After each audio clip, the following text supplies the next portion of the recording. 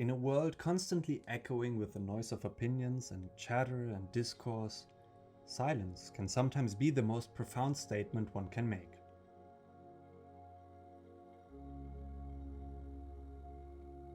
But what happens when silence itself becomes a topic of conversations? What happens when you find yourself in a room with nothing to say and the pressure to speak is like an ever-tightening grip? It's in these moments of wordless contemplation that we discover that there is a hidden power in the absence of speech. In a society that reveres verbosity, discussing the void can be a revolutionary act, a declaration of the beauty in silence.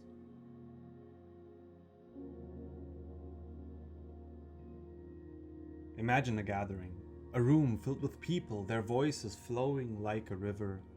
It's a symphony of sound, opinions, laughter and arguments, but in the midst of this orchestra of voices there's someone who chooses to remain silent. They observe, they listen, and they contemplate. In the world that values speaking one's mind, this individual seems out of place, almost defiant. Yet, as they sit there quietly, they convey a message louder than any words could articulate.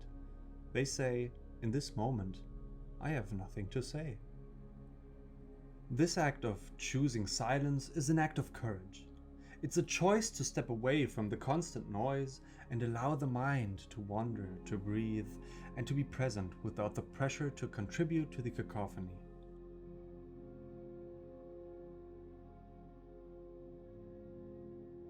In a culture that often prioritizes assertiveness and the need to be heard, embracing the void is a form of rebellion. It's an assertion of one's right to not speak when there's nothing meaningful to say. But here's the paradox. When we don't have anything to say, we often find ourselves talking about it. We narrate our thoughts about the weather, our day, or even our lack of words.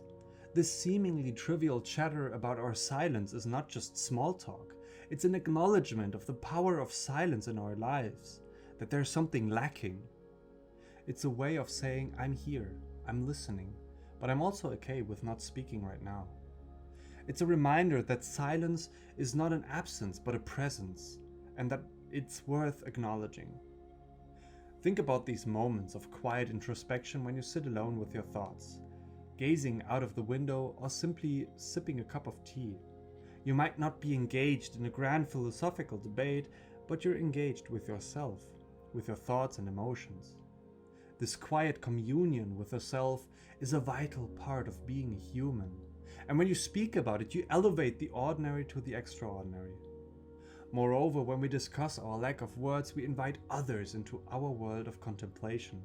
We give them permission to embrace silence, to appreciate the beauty of not always needing to fill the air with sound.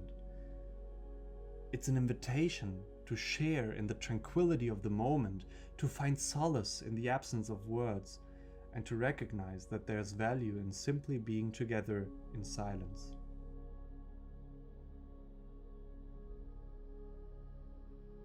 This act of talking about the absence of speech is not about glorifying emptiness, but about acknowledging its presence in our lives. Just as darkness highlights the brilliance of light, silence accentuates the beauty of sound. Without moments of quiet, words lose their significance. They become mere noise. It's in the interplay of silence and speech that we find meaning and depth. So the next time you find yourself in a room with nothing to say, don't feel pressure to fill the void with meaningless words. Embrace the silence, cherish the opportunities to reflect, and if you must, communicate the very fact that you have nothing to say. In doing so, you'll discover the profound beauty in spaces between words, and you'll remind yourself and those around you that silence too has a voice, and it's one that is worth listening to.